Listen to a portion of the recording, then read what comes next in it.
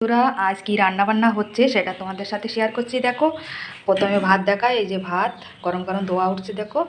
আর আমি মেথি শাক করেছি চিংড়ি মাছ দিয়ে, আর ছোট্ট ছোট্ট করে আলু কেটে। মেথিটা একটু তেতো লাগে তো মেথি শাকটা, তো দেখো আমি রান্না করেছি বেশ সুন্দর করে। কাঁচা লঙ্কা চিড়ে পেঁয়াজ রসুন ফোড়ন দিয়েছি।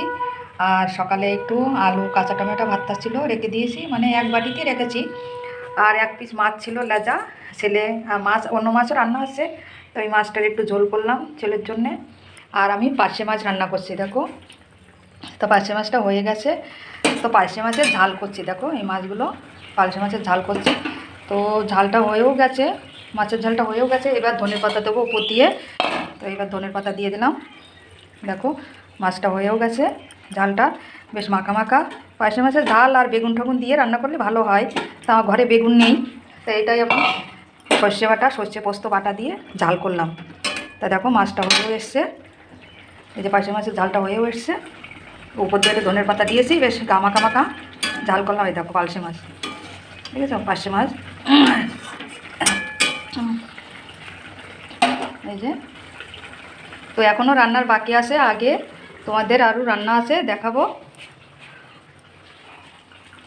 মাছের ঝোলটা নামিয়ে নিই, এক হাতে ক্যামেরা তো, ও এক একটা করে রান্না করছি দেখাচ্ছি তোমাদেরকে।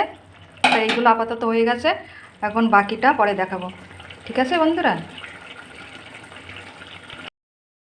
ডালটা হয়ে গেছে, ধনের পাতা দিয়ে ডাল রান্না করেছি, মসুরির ডাল।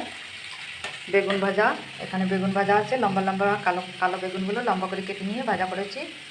আর শুক্তো হচ্ছে, এই যে শুক্তোটা এরকম অনেক কিছু দিয়ে, মানে পেঁপে ডাঁটা আলু তারপরে বেগুন দিয়ে বেশ শুকনো শুকনো করে বড়ি দিয়েছি।